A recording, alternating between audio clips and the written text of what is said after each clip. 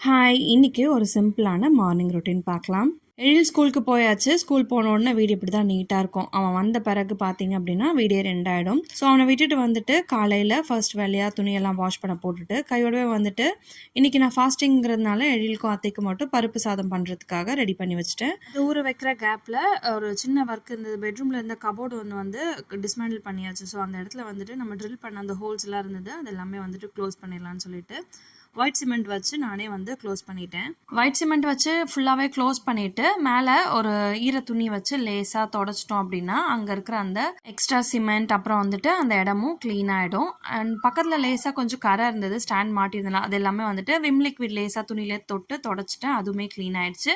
And கையோடவே வந்துட்டு பருப்பு வேக வச்சு சாதம் வந்து ரெடி பண்ணிட்டேன். இந்த சாப்பாடு எழிலுக்கு குட்டியிலேருந்தே கொடுத்துட்ருக்கேன். ஸோ, அதனால் அவனுக்குமே பிடிக்கும். அத்தையுமே இதே சாப்பிட்டுக்கிறேன்னு சொன்னனால வெறும் காஞ்ச மிளகாய் மட்டும் லேசாக காரத்துக்கு போட்டு தாளிச்சாச்சு.